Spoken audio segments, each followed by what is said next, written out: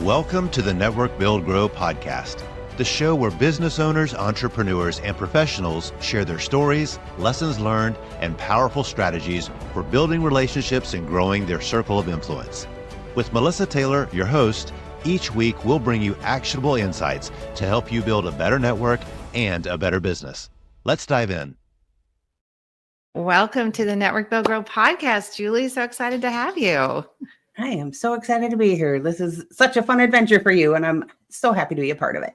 Oh, well, thanks. We're happy to have you with us. So before we get started and kind of dive into networking tips and things like that, tell us a little bit about you and what you do. It says CRM specialist. Tell us a little bit about that. So what I get to do is work with coaches, consultants, and creatives and helping implement systems that help bring their vision to reality. And by doing that, I'm getting them out of their notebooks and spreadsheets and getting them set up in a CRM that helps them to improve their follow-up and their client conversations and just have everything in one place instead of being scattered everywhere. That's great. Now, for our audience, there might be some that don't even know what CRM stands for. So tell them what that means. It's a client relationship management system where, you just have one place where all of your contacts can live and you can keep track of everything. And it's great, especially when you're thinking about starting to build a team, then everything is in one place for the whole team to access everything. Yeah, I know sales teams, large sales teams use those kinds of things a lot. Salesforce, Go High Level, Active Campaign, all of those. How does a solopreneur or a small business benefit from those kinds of programs? Oh my goodness. As somebody who herself is a recovering notebook addict. Love that. Yeah, been there, done that. It benefits because, like I said, just having everything in one place, because I would have great calls with people, and then have a call with somebody else and think, oh, I know somebody, I talked to somebody that would be a great connection. And you're flipping through all these pages of notebooks, and it's wasting time. Mm-hmm. It is such a waste of time. And is it in the blue notebook? Is that I was organized to the point that I had different colored notebooks for different, client calls, networking calls, whatever. But that's not helpful, especially when you get into having so many one-on-ones and then you lose track of, okay, who did I need to follow up with? I know I had a great conversation. I need to, make sure I connect with them again. And where were their notes? And it's just a headache. And just to have everything organized is so much better. Yeah. And when you start thinking about the fact that it's proven 6 to 12 touches is what it takes to really start to build a relationship, how do you track that in a notebook? So then I think a lot of people switch to a spreadsheet, and then that even becomes cumbersome, because even though you can search and do some other organizational things with a spreadsheet, I mean, I was a spreadsheet queen for a while, and it still became very, very cumbersome. Even a relational database like Airtable became, it becomes obsolete pretty quickly. Right. I mean, there was a transition because I had the notebooks first, and then I transferred to the spreadsheets. Yep. I think what's good though about having the spreadsheets is at least everything's there and easier for you to import into a CRM. Yes, that is true. So you're at least a step in the right direction if you are using the CRM. Yeah. And at least it's portable. It's on your phone. So you're not carrying around 5 notebooks with you or whatever as you're going around. I love that. And flipping pages for hours trying to find, where was that person's name? Where was that person's name? Or I'd have little sticky notes on the tab of like somebody's name, just so I could, if I knew I had a great conversation, but still, and the 6 different color of highlight pens and and all the fun things. I love that. So I love that. So your business is to help people take all of that information out of notebooks, out of spreadsheets, put it into a system, a CRM system, and then be able to logically follow up with people. But not only that, I know that you also work on nurturing campaigns and being able to put people through like a lead magnet to a funnel and things like that. Because that's other powers that a CRM can do. Is that correct? Absolutely. Absolutely.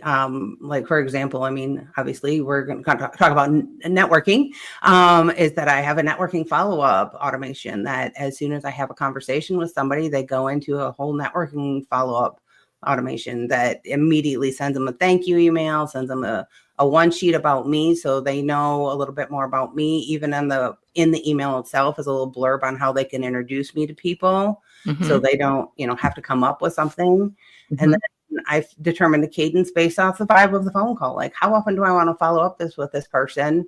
And my system follows up with them on my behalf. And I get so many people that respond that either I can't meet this time, I'll wait till the next email comes. They know. I mean, if they know what I do, they know that this is probably an automated message that they're getting. Yeah. And that's kind of a cool way for you to show people kind of how it works in your case. Exactly. Yeah. In your case, that's a really good thing. So tell us why you got into this. Cause I know this has not been your career from day one. So tell us kind of how you evolved into this position.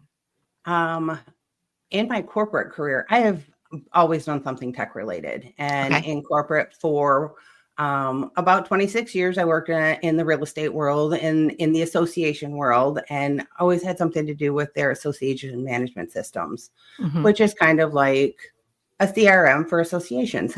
And when I started my business, I was kind of doing all kinds of random tech support. And it was recommended, you're techie, you should look into, it was Entreport at the time that somebody suggested that I look into that.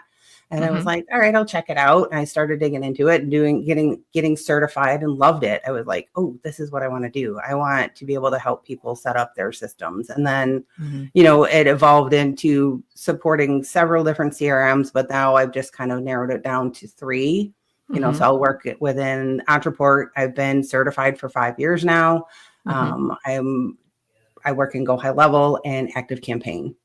Okay, perfect. Yeah, those are 3 of the top ones, really, especially for small businesses and solopreneurs and to the kind of small to mid-size markets. Those are perfect. So when you evolved into that space, one of the reasons why we do what we do, and I think why you do what you do, is because there's so many missed opportunities that people leave on the table purely because they don't, not just networking follow-up. I mean, flat out any kind of follow-up. They have a sales call and they don't follow up. They do a speaking engagement and they don't do good follow-up. They have a lead magnet and their nurture series after the lead magnet falls flat.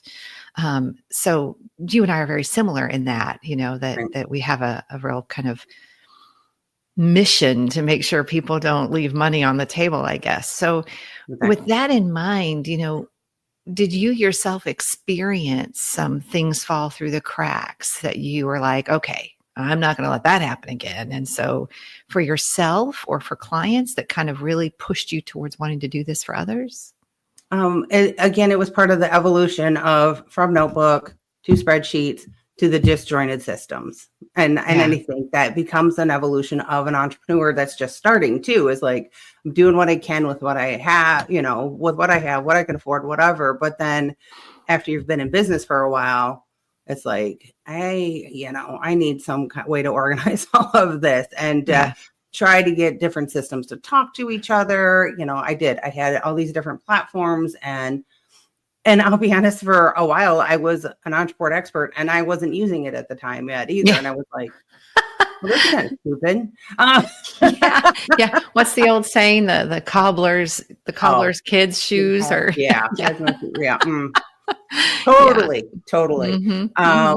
So I just realized I had too many different systems, trying to get them to talk to each other, manually putting things in all these different systems. And then it was just like, okay, I'm supporting everybody else with this, so it's time for me to have an all-in-one as well. So that's great. Then I went to that. I love that. So what do you think is the first step? So let's talk to our audience now. So some of our audience members are probably networking, obviously, because that's why they're probably listening in. So they are networking. They know that networking is important to their business. They need to grow that circle of influence. So they go to a networking event. They probably have notebooks or a spreadsheet or possibly some type of simple system. But what do you think is kind of that first really important step to get more organized? set some time, especially if you're going to in-person networking, some time aside to actually enter those people into your CRM. And there are programs out there where you can scan business cards and import it into your CRM or import it into a spreadsheet and then put it in. Just take some time to make sure that you're putting those people into your system, including, where did you meet them? Do not, please, for the love of everything holy, don't add them to your email list. They did not sign up. They did not give you a business card to be added to an email list. They did not ask for a one-for-one to get on your email list. You need to ask for specific permission to get people on your actual email list. Yes, for following up, to reconnecting, for having a call or another coffee chat or something. Yes, but don't add them to your email list unless they've given you specific permission to do that. Sorry. Can you tell that's a pet peeve? It's a big one with me too. Actually, in my book, Networking is a Contact Sport, we call those fouls. Don't spam me. Don't try to sell me. Those are some of the fouls that people, kind of commit in networking. Right. Mm-hmm. Yep. Absolutely. But again, if it's in person, just add them to your system and just send them a quick message. It was great meeting you at wherever it was, and give them the link to, book a call with you, a coffee chat, not a sales call, just a coffee chat. Yeah. But then also if you're doing virtual networking, if somebody, if there's somebody great that you want to talk to, you connect with them on LinkedIn, just shoot them a quick message that you'd like to, hop on a one-on-one with them and just to get to know them a bit more, just simple things like that. And then, if you have it set up, you send them your calendar link, which is connected to your CRM, then they get into your CRM. And on that form, even for your calendar link, ask them, do you want to join my email list? It's just simple as that. As simple as that. Yeah, it really isn't rocket science. It's really not. Yeah. It's that people have a fear of some things that they have to get over. If you network for your business, you already know follow-up is everything when it comes to growing relationships and driving success. But here's the thing. Most of us want to follow up well. We just get stuck. Staying consistent, keeping it personal, making it stand out, it's hard. That's why I use NetEffect.io.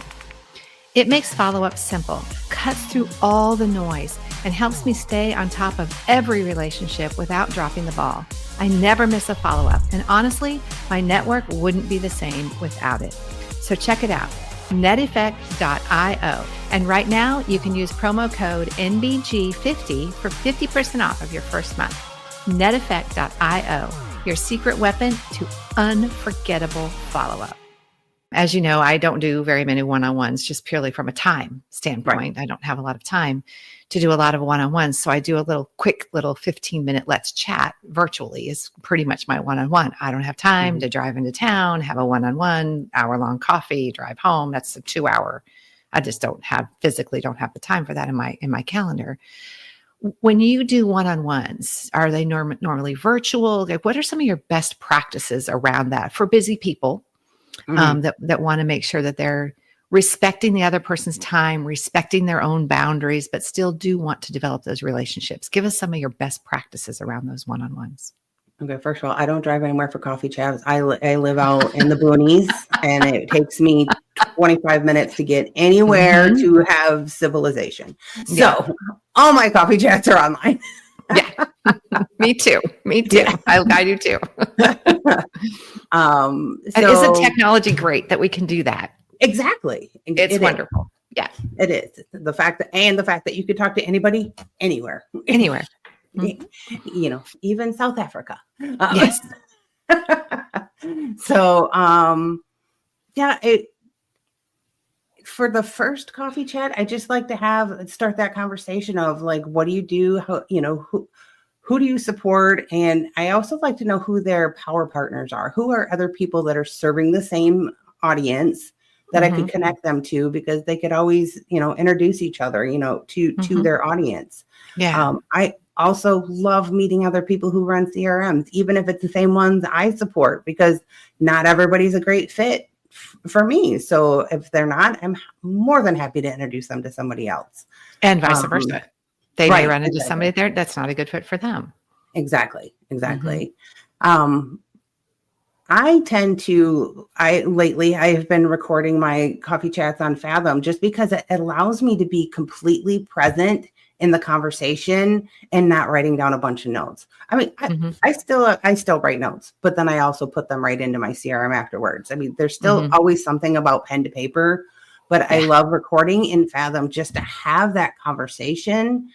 And the fact that, I mean, I paid like $20 a month for it, but it gives me action items too. So if there's some kind of action item that we've talked about, that's there in the recording.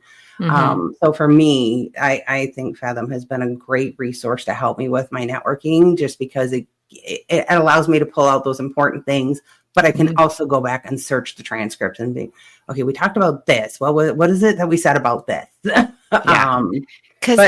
I love what you just said, though. You said, so I can be fully present in the conversation. And I think that's where a lot of people miss the mark. They're not fully present. They're thinking about, okay, I need to tell this person all about me. Right. I need to tell this person who I need to meet, instead of being just really present in the conversation.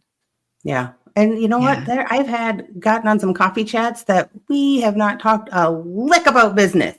It's just been, you know, I got to talking to one gal. We kind of started talking about our pets and our kids. And before we knew it, the time was up. She goes, we didn't even talk about business. I said, and that's okay. Because sometimes, you know, as entrepreneurs, it gets lonely. And just to have somebody to have that connection with in that conversation, and it doesn't have to be about business. It's about building that relationship. Yeah. And, you know, that's part of it, is getting to know a little bit about them personally. And I loved it. I was like, okay, we can just reschedule another call sometime and talk business. Yeah. But and there's another touch with that person to continue to build that relationship. Yeah, that's great. I love that. The other thing that you said that I love is, you know, you said to be fully present in the conversation. The other thing that you said that you're looking for is, who are their power partners? And so you're really searching for, who can you connect them to in your circle of influence? So you're really looking at, how can you connect them to people that they don't already know, instead of just looking who they can connect you to. So I just find that very refreshing. That's the way you look at networking, is how can I connect them to people, because that's going to reciprocate. Right. Yep. Yeah. Wonderful. I love that. Yeah. And then, because you're not obviously trying to sell them. I mean, occasionally it can turn into that. Like, if you're having a conversation of what you're doing. I had somebody was like, oh, I think I need to talk with you. And he booked a consultation call later. And I was like, fabulous. But that happened to me the other day. I was talking to somebody. He was like, I do this and I do that and I do this. And I was like, I think I need that. He was like, well, I didn't expect to sell you. And I'm like, that's okay. I need to buy. Right. Exactly. That's what I said too. It was like, he's like, I think I need to talk to you. I think I need to, we need to have a conversation. I said, I wasn't trying to, sell you anything. He goes, nope, but I am your ideal client. You are doing exactly what I need.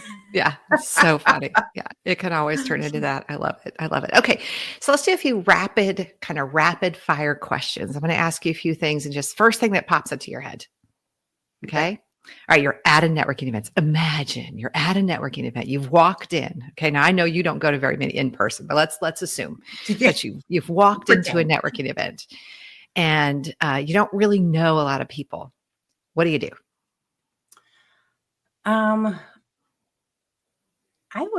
Depends on the networking event. I mean, I've gone to a few in person. I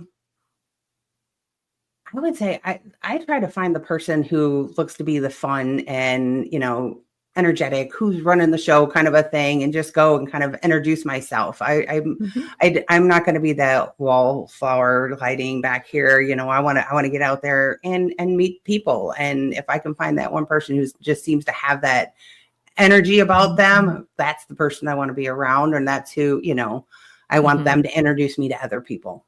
Okay, great. Now you do a lot of online networking. So you're in a lot of online group situations. So you may or may not be using breakout rooms and that kind of thing. So why don't you give us a couple of online networking tips? So in other words, if you're in a breakout room and somebody's taking over the conversation, or there's not really much to talk about. How do you kind of help keep the conversation alive? Give us some good online networking tips.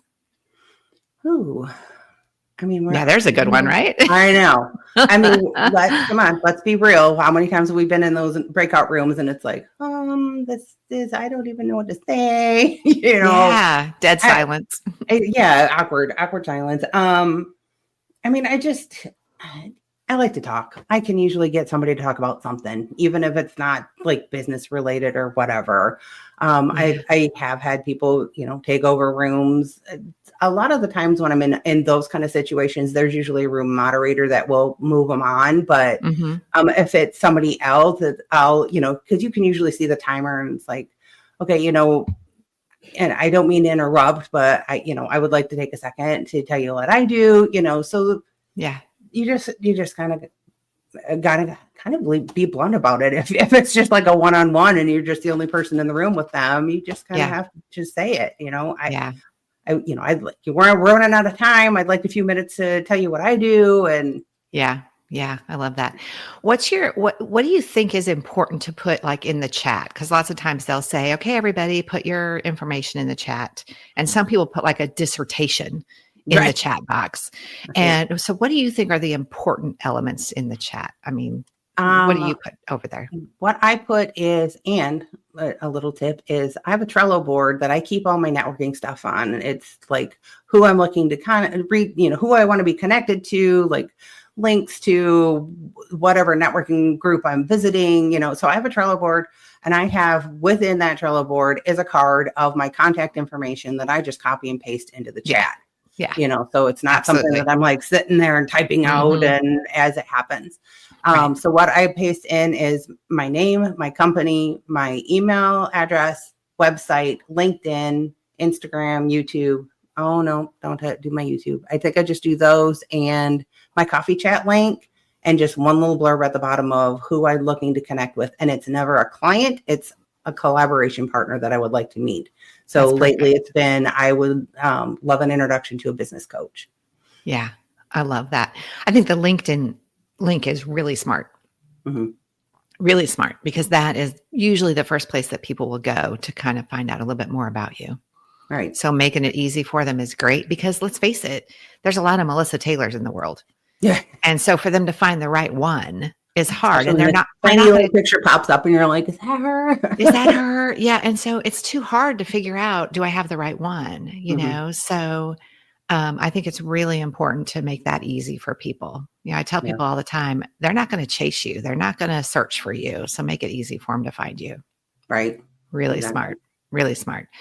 Do you, with that calendar link, I'm assuming you don't have like all the time in the world available to everybody. Nope. You have certain times on that calendar link that you have dedicated to coffee chats.